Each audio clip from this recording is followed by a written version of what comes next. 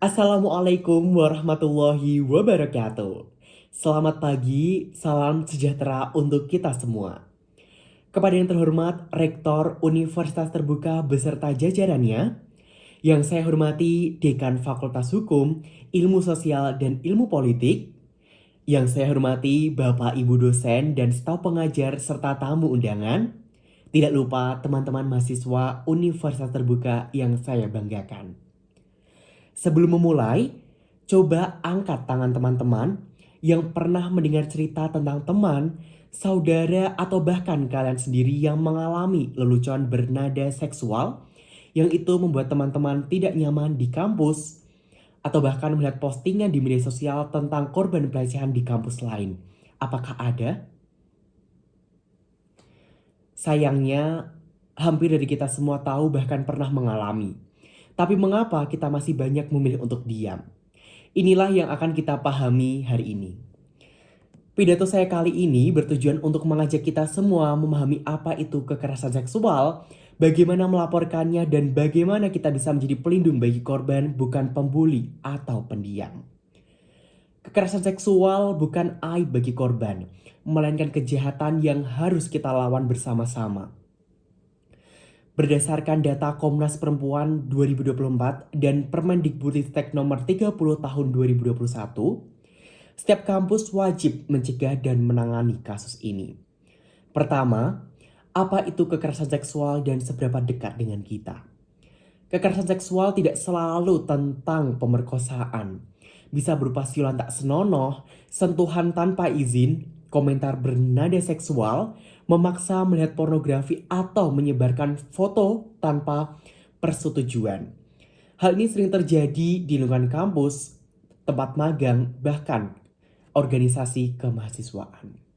Data Komnas Perempuan mencatat tahun 2024 atau 2 per 228 kasus kekerasan seksual di lingkungan pendidikan sepanjang tahun 2024 ini hanya dilaporkan saja. Banyak kasus lain yang tenggelam begitu tanpa adanya tindak lanjut. Lebih luas lagi, secara nasional pada tahun 2024 terjadi 4 per 178 kasus kekerasan terhadap perempuan. Artinya, rata-rata setiap hari ada sekitar 11 perempuan yang menjadi korban kekerasan di Indonesia. Ini angka yang sangat serius dan tidak bisa kita abaikan begitu saja. Kedua, apa yang sudah dilakukan negara dan kampus? Jadi, pemerintah telah menerbitkan Permendikbudristek nomor 30 tahun 2021 tentang pencegahan dan penanganan kekerasan seksual di perguruan tinggi. Peraturan ini mewajibkan setiap perguruan tinggi membentuk satuan Satgas atau Satuan Tugas PPKS. Satgas ini bertugas menerima laporan, melindungi korban, dan memproses pelaku secara adil. Beberapa kampus bahkan sudah memiliki hotline pengaduan, ruang konseling, dan kerjasama dengan lembaga bantuan hukum. Ketiga, apa yang bisa kita lakukan sebagai mahasiswa? Sebagai teman atau korban, jangan diam. Laporkan ke Satgas PPKS, dosen wali, atau lembaga pengaduan seperti Komnas Perempuan, kemudian simpan bukti atau rekaman.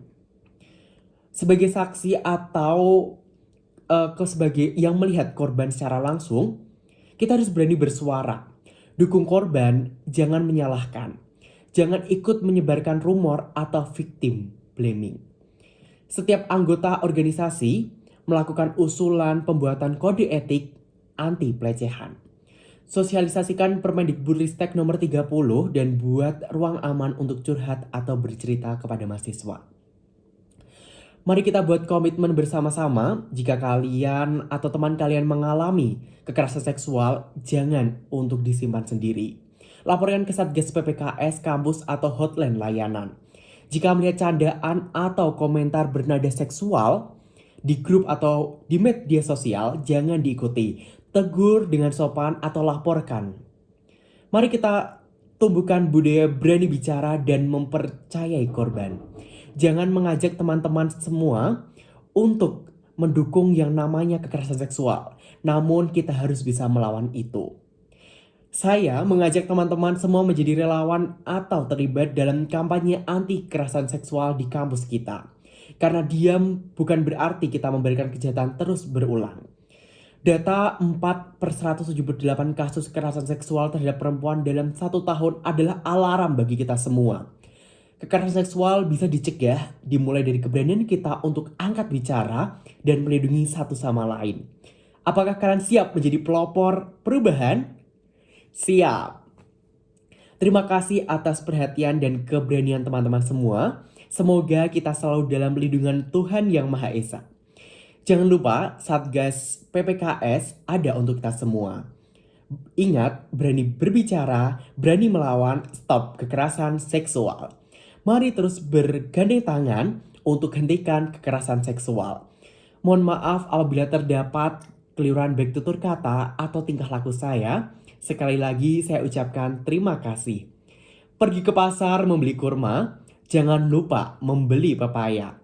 Mari hentikan kekerasan seksual bersama karena diam bukanlah pilihan utama. Wassalamualaikum warahmatullahi wabarakatuh.